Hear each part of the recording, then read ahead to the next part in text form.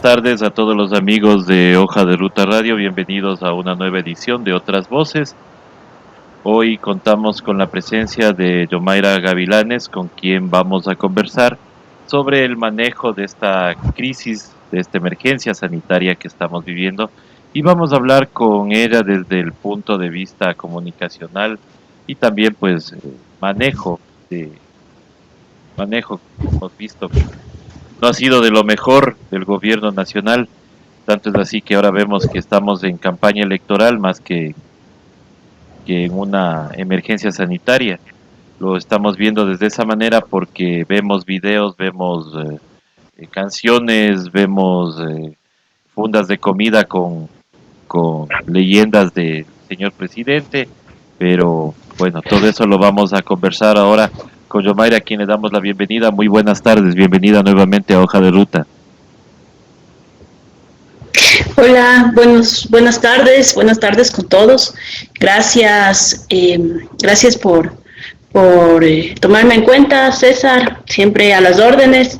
Y sí, es lo que tú dices, ¿no? Es lamentable que este momento, lo que estamos viviendo, a pesar de que estamos viviendo una crisis sanitaria, tengamos prácticamente a las autoridades haciendo este momento campaña política.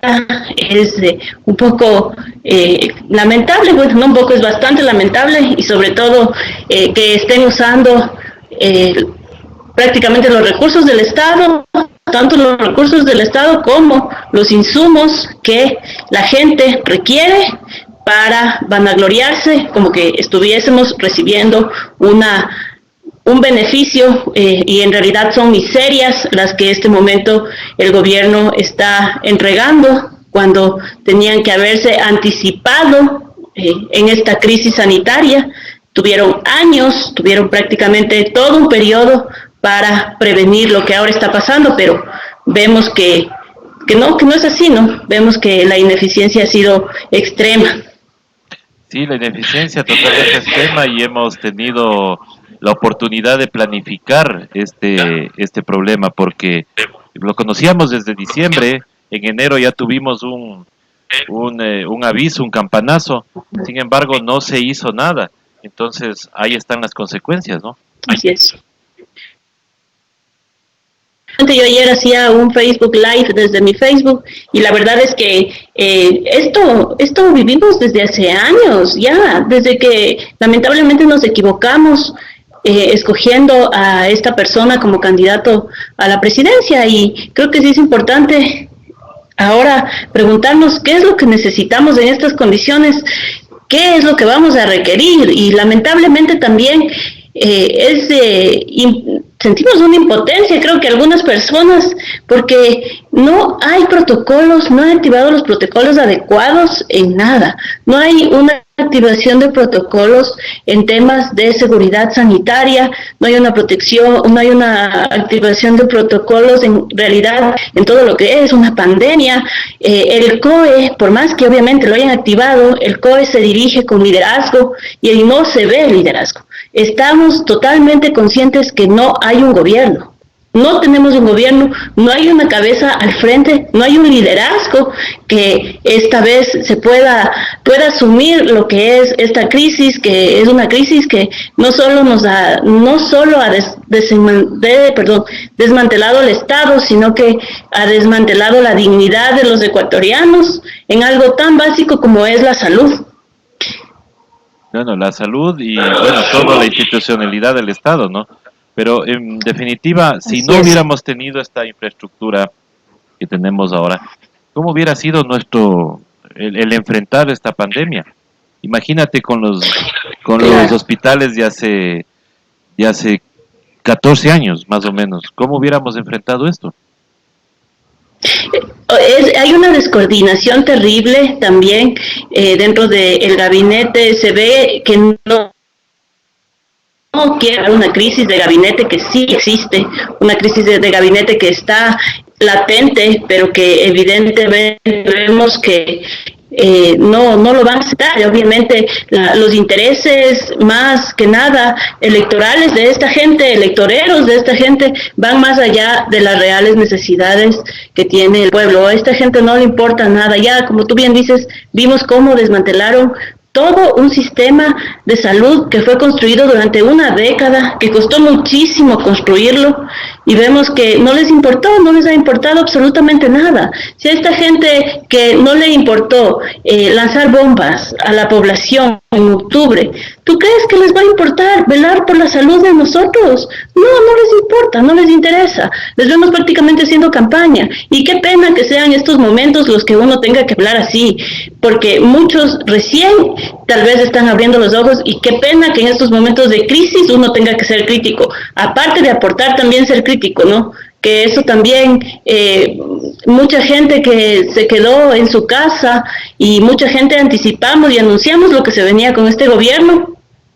Mucha gente se quedó en su casa, y ahora, mira, ahora a todos nos han obligado a quedarnos en la casa después de haber vivido jornadas en octubre intensas de manifestaciones en donde mucha gente tuvo su represión, y mucha gente perdió a sus familiares, otra gente quedó discapacitados, y todo eso, ver que ahora no podemos ni siquiera salir a protestar. ¿Por qué? Porque ahora ya vivimos otro tipo de mecanismos también, que este coronavirus viene y llega también un poco para insertar una nueva tecnología, que es la tecnología 5G. Entonces, imagínate, este gobierno no está apto, no está capaz para gobernar cosas tan simples como una crisis penitenciaria, por ejemplo, que dejamos pasar. Y ahora, y los presos, ¿qué pasa con los presos en este momento de emergencia sanitaria? ¿Qué va a pasar con ellos? No se hace caso ni siquiera lo que dice la señora delegada de la comisionada de los derechos humanos. Ella solicita que por temas humanitarios se vaya soltando a las personas que, por ejemplo, no tienen una sentencia en firme, o que tengan enfermedades catastróficas, y que no hayan, obviamente, hecho una barbaridad, sino, por ejemplo, por deudas, no por deudas, sino por corrupción, digamos, delitos menores, ¿no? Pero no se ha tomado en cuenta, ni siquiera se ha planteado algo así. Es que vemos que tú misma lo dices. Es que no hay gobierno. Exacto, o sea, no hay gobierno. No hay una gobierno, planificación. no hay liderazgo, no hay nada. Exacto. No hay nada. Estamos, y me asusta. ¿Dónde está este momento el presidente? Está en Galápagos, está el vicepresidente. ¿Con qué legitimidad está el vicepresidente manejando esta crisis? Yo no lo elegí, ninguna persona eligió, perdón, y con mucho respeto al señor Otto Sonnenhorner, nadie lo eligió. ¿Cómo está así él manejando una crisis? No tiene la legitimidad del voto. Ahora, incluso ahora, imagínate, quieren posponer las elecciones. Yo lo veo que es algo ya totalmente ilógico, que encima quieran aprovechar de esta crisis para meterse en el tema democrático, como es el voto, que todos los ciudadanos tenemos derecho a elegir qué autoridades son capaces de dirigir a este país. Y imagínate, si esto se extiende, ninguno va a querer permanecer con este gobierno que ha demostrado totalmente su ineficiencia. Y aparte de eso, hay algo que se les está escapando a mucha gente. Quieren hacer un censo. ¿Cómo así? Yo estoy en rechazo totalmente de que este momento hagan un censo. Yo incluso tengo la desconfianza de que venga gente del gobierno y que nos contagie intencionalmente de este virus. Hay muchas especulaciones a nivel mundial sobre cómo llega ese virus también a alguna gente. Por ejemplo, tenemos a una compañera en España, Irene Montero, que estuvo contagiada de coronavirus. Bueno, no sabemos cuáles son las condiciones, pero eso sí obviamente te da un poco de inseguridad, y más con este gobierno, que este gobierno es un gobierno ineficiente. Abrirle las puertas de mi casa a este gobierno para que haga el censo, yo no lo voy a hacer. O sea, que si me vienen a censar, tendrán que censarme de la casa y yo en el balcón, porque yo no les voy a abrir. A mí me da inseguridad. ¿Por qué no usaron ese dinero que tienen para el censo en la crisis, en vez de estar peleando que si se hacen o no se hacen las elecciones. ¿Por qué no usan ese dinero del censo? Es tan fácil, pero no les da la gana de ver mecanismos y en realidad de recurrir al camino más fácil porque no les conviene, obviamente. Claro, tú hablabas de una crisis de gabinete que cada vez se hace más evidente porque vemos un afán de protagonismo, justamente porque no hay ese liderazgo que tú hablas. Vemos ese afán de protagonismo de todos los ministros. Ayer unos dicen fosa común, otros ya van a ver los terrenos, y ayer sale el señor Guatet a decir de que van a dar un entierro digno, cuando ya dijeron que la solución, y la OMS dice que la solución es cremar los cuerpos. Entonces, ¿en qué mismo quedamos? Ese es el asunto, ¿no? Claro, es que yo creo que uno, como te decía, primero no hay un buen manejo de crisis, tienen varios voceros que están obviamente desinformando y no hay una sola línea de comunicación. Creo que dentro de esta crisis lo primero que se debe hacer es tener un solo vocero, que debería ser evidentemente el presidente de la República, pero el presidente de la República carece de liderazgo. Tenemos un vocero que es totalmente, se contradice, lo contradicen sus mismos ministros. Sí vi al señor Jorge Guatet hablando totalmente algo distinto a lo que ya se había anunciado por parte de la ministra de Gobierno, por parte del ministro de Inclusión y por toda la gente, el mismo Juan Sebastián Roldán, que en realidad lo único que ahí lo que vemos es justamente una disputa interna por representatividad. No hay más. Ellos están jugando, no están haciendo las cosas como deben hacer. Mira, hay por ahí una foto que circula de Juan Sebastián Roldán haciéndose una selfie, entregando las donaciones en Guayaquil, en la costa, no sé bien en qué ciudad. ¿Cómo puedes pensar que este momento en crisis, en esta crisis cuando la gente se está muriendo, tengas tiempo para tomarte una selfie? Eso no pasó ni mínimo en el terremoto. En el terremoto la gente estuvo muy bien organizada, había un solo vocero que fue Jorge Glass, hubo mucha gente que ayudó, que un poco también aportó con algunas líneas comunicacionales, pero con un solo manejo de crisis, con una sola línea comunicacional. Entonces, yo sí, como lo he dicho, a este gobierno le ha quedado grande, no solo este momento, sino todo el periodo que han sido electos. Ha sido un desfase terrible en desarrollo. Y hemos perdido lo poco que hemos avanzado, porque realmente teníamos una visión de país, teníamos ya estructurado qué mismo íbamos a hacer. Había planificación, ¿no? Había planificación, porque mira, todas las escuelas de Milenio, por ejemplo, que servían como albergues, ¿por qué no se utilizan ahora? ¿Dónde están? ¿Por qué no se dio mantenimiento a eso? Nos perdimos la comunicación con... Bueno, buenas tardes nuevamente. Estamos nuevamente ya conectados con Yomaira Gavilanes, con quien estábamos conversando sobre el manejo de esta crisis, de esta emergencia sanitaria, lo cual hemos estado viendo. Le habíamos consultado a Yomaira sobre esta crisis que se ve de gabinete porque no hay una representación de una cabeza, ¿no? Porque todos quieren salir a figuretear, a hablar, pero no se toman las decisiones que el pueblo quisiera ver, más acción, más soluciones antes que propagandas o alguna otra cosa que están haciendo acá, como figurar y tratar de hacer de esta emergencia sanitaria un mitin político, exactamente. Sí, en realidad, como te decía, esta crisis creo que no es algo que no se haya evidenciado. Mucha gente, incluso que no está ni en el medio político ni en el sector público, ha visto que hay varias varios frentes internos en el gabinete y evidentemente este momento con miras ya electoreras, porque no se puede pensar que esta gente tiene intereses electorales, porque han demostrado que ellos no trabajan para las mayorías, así que vemos que hay varios frentes y que dentro de estos frentes ahora se visibiliza más esas ansias de poder, esas ansias de quizás intentar dirigir este barco llamado Ecuador, pero vemos que ninguno de estos frentes,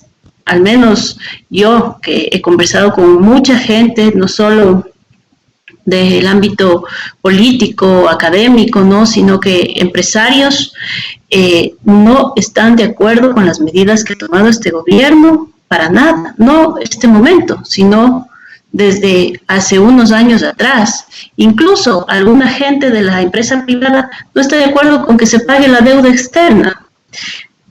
Así que vemos por ahí a Richard Martínez, por ejemplo, que igual no sabemos quiénes son los tenedores de la famosa deuda. ¿Quiénes son? Queremos saber.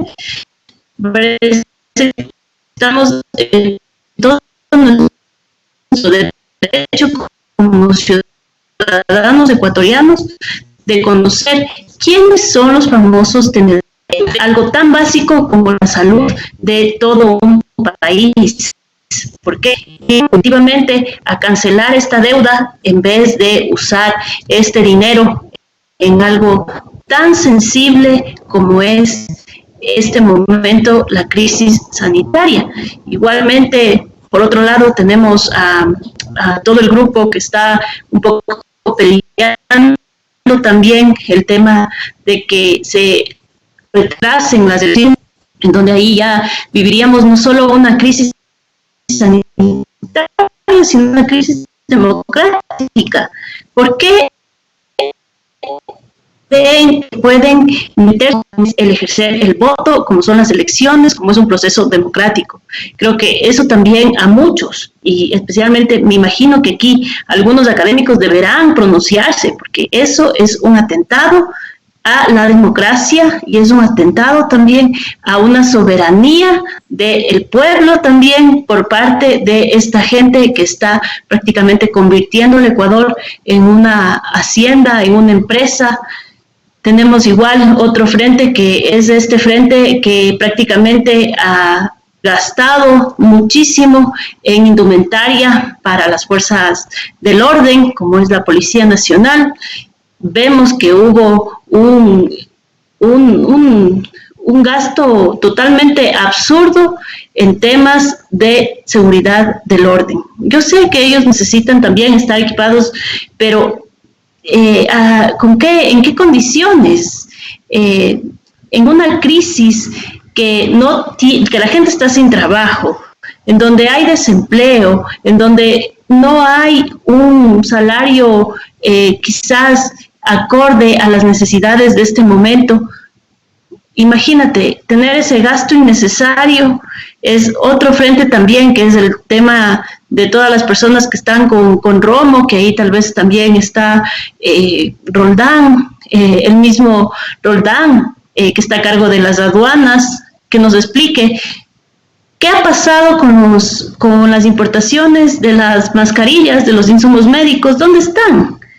¿Por qué hay sobreprecios también en eso? O sea, son varios frentes que tienen varias disputas y no solo intereses políticos, sino también intereses económicos. Vemos ahí el caso del IES, con el famoso caso de las mascarillas, que mientras mucha gente no tiene un centavo para comprarse una mascarilla de unos 15 centavos, ellos están vendiendo en $12 una mascarilla que cuesta prácticamente exagerando, $5. Entendemos y sabemos que el mercado de los insumos médicos a nivel mundial está muy demandado y que en realidad sí hay un incremento, pero estamos en un país en donde prácticamente vivimos una crisis económica y que obviamente se debería velar más por la población. tenemos también evidentemente ese frente y el frente del vicepresidente, que evidentemente ahí vemos a personas que militaron en el correísmo, que fueron asambleístas del correísmo. Sabemos que igual ahí internamente con este vicepresidente está trabajando el esposo de la asambleísta Cabezas, que él es el que está direccionando también esa parte. O sea, es una disputa interna por lograr obtener poder.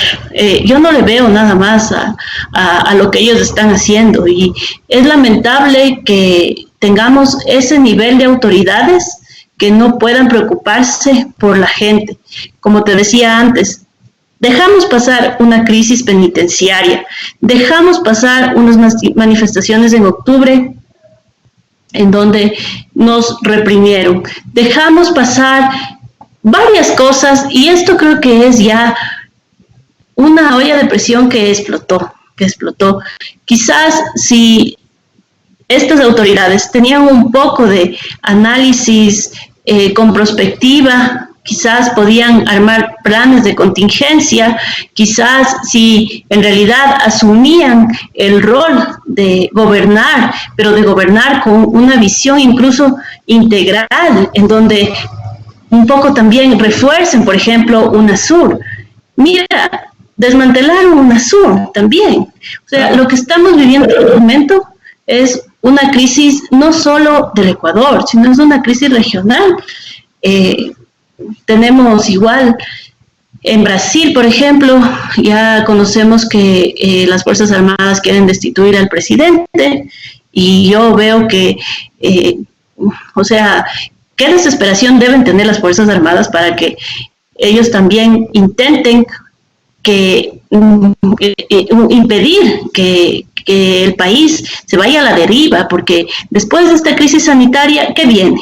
Viene una crisis económica profunda, en donde evidentemente lo que harán algunas fuerzas económicas como el FMI, por ejemplo, seguramente va a querer que los países en vías de desarrollo se corran a endeudarse para un poco sostener la economía. Así que creo que sí es importante ir planteando ya una agenda de qué es lo que se va a hacer, de un poco, yo sé que este momento es muy duro para todos, pero tenemos que pensar con una línea de prospectiva y generar una hoja de ruta en ese marco para que no nos coja, después de pasar ya este momento del coronavirus, una crisis encima más económica y después una crisis democrática.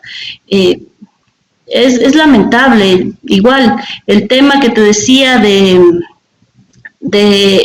el censo, por ejemplo.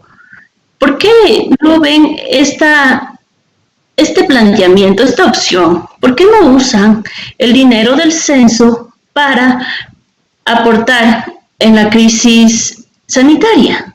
Creo que eso sería lo más coherente. No tenemos la necesidad en este momento de un censo. ¿Para qué? Es dinero. Lo pueden hacer electrónicamente. Lo pueden hacer vía internet. Claro, exactamente. Totalmente y a papeles cero. Entonces podríamos hacerlo por internet. O sea, no hay la necesidad de que estén pagando gente. Sí, exactamente. Ahora este gobierno que se ha jactado del teletrabajo, de todo lo tele, ¿ya? ¿Por qué no pueden hacer un telecenso? O sea, no estamos hablando de algo ilógico. Es algo que ellos incluso han propuesto. ¿Por qué no? Se ahorrarían un montón de plata, y ese dinero que lo canalicen hacia los hospitales, hacia el pago de los médicos, hacia traer insumos médicos. No se les está pidiendo nada del otro mundo. O sea, ellos mismos han creado algunas cosas supuestamente para estar en la vanguardia de gobernar. Es innecesario un censo. Y de hecho, como te decía, yo no creo que nadie en este momento esté en esa seguridad de abrir la puerta a un gobierno que nos ha demostrado su ineptitud para que nos cense. Yo no creo, al menos yo siento una desconfianza.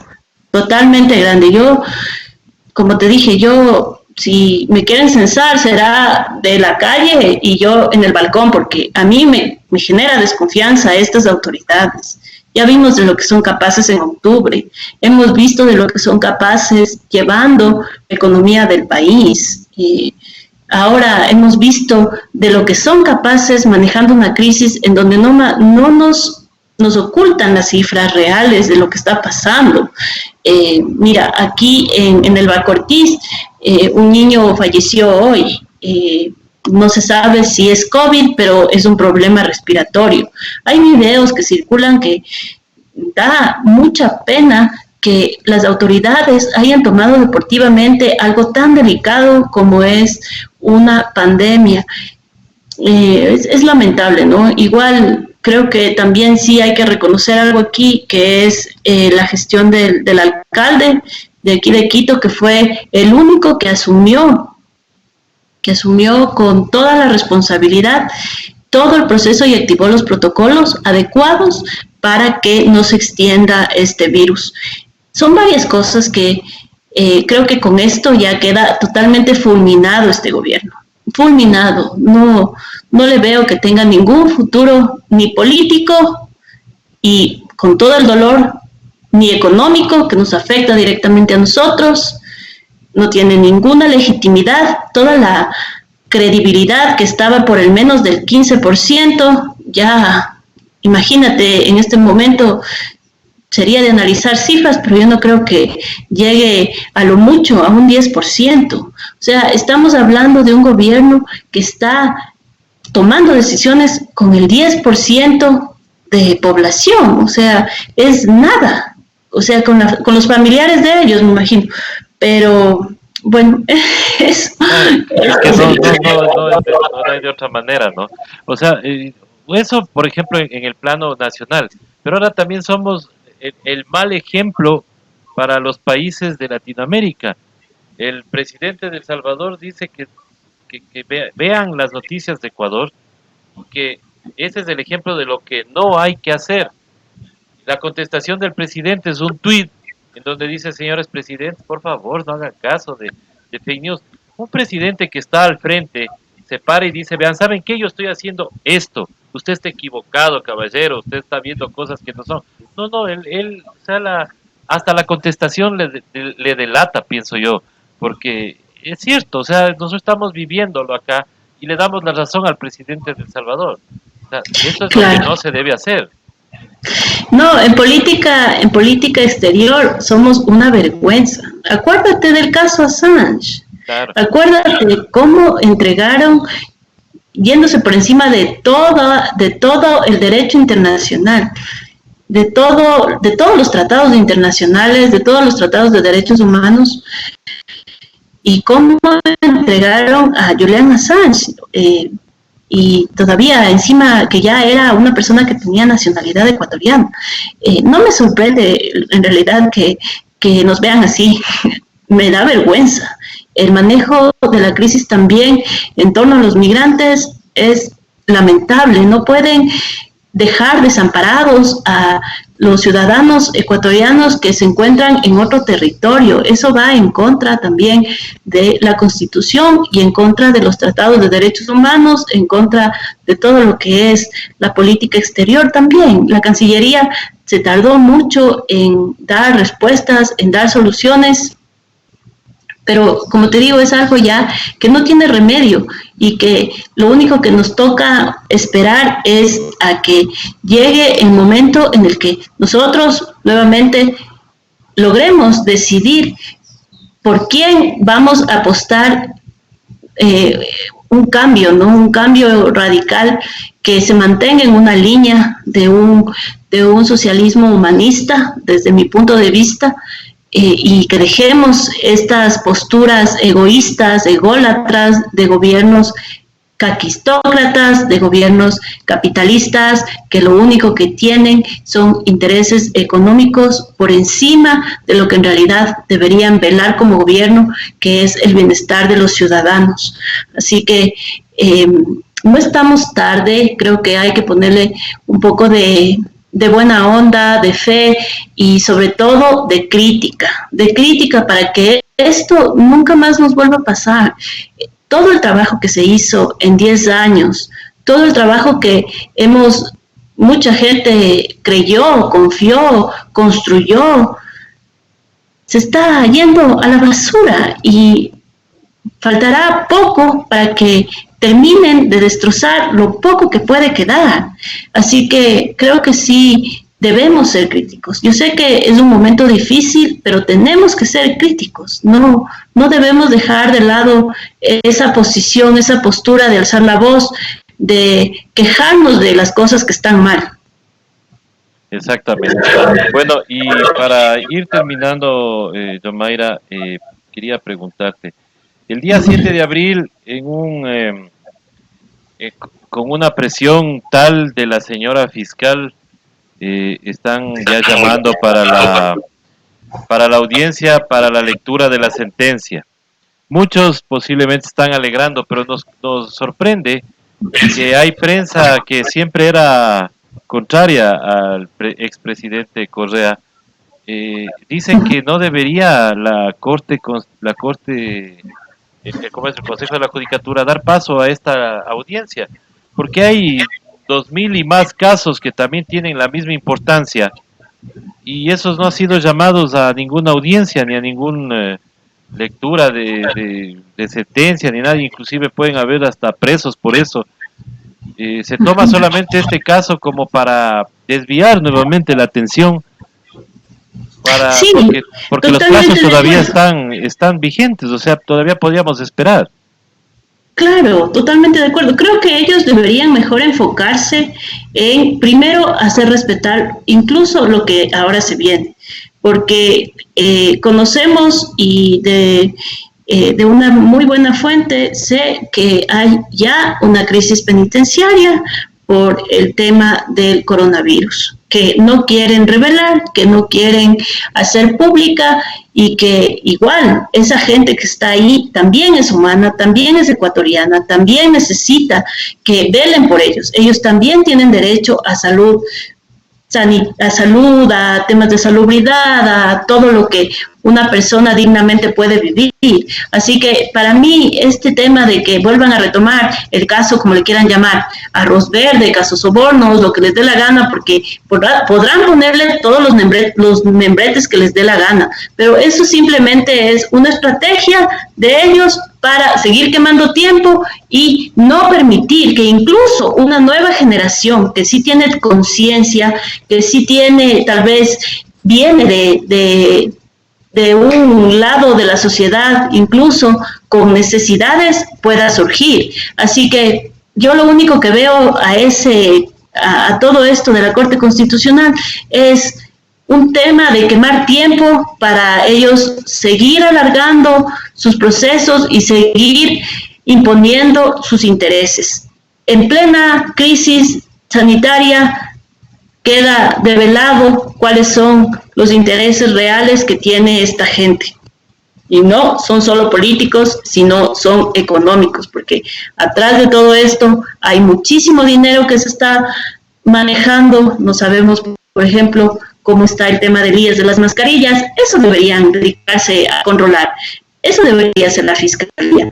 Investigue qué ha pasado con este caso de las mascarillas. Investigue qué ha pasado con el tema incluso que está ahí votado, qué ha pasado con el Vina Papers, qué ha pasado, qué está pasando con la crisis penitenciaria este momento que igual ellos tienen muchas necesidades, qué está pasando con en realidad los protocolos que deben establecerse desde el COE. O sea, hay otras cosas, es una pérdida de tiempo, no tiene sentido.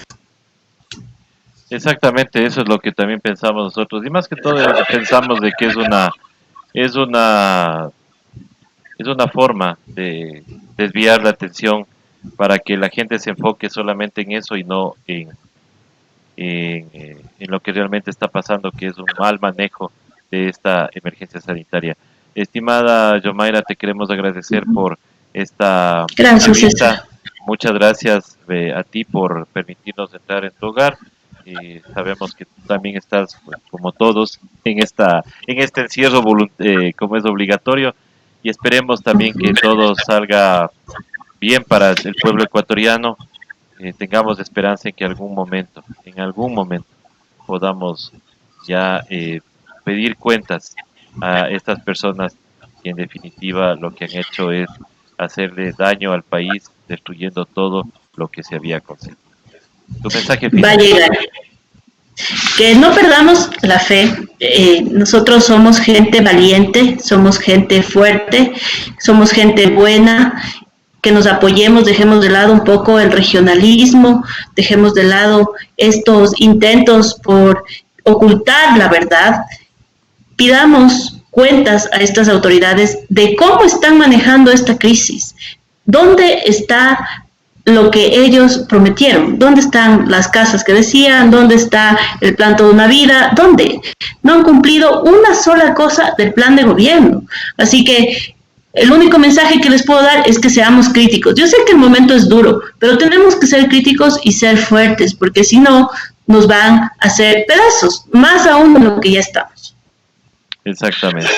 Bueno, muchísimas gracias nuevamente, Yomaira, y muchas gracias a las personas que nos tuvieron la paciencia y mil disculpas nuevamente por este corte que tuvimos. Sí, Es la tecnología que a veces nos supera, pero estamos aquí para seguir dando el espacio a otras voces.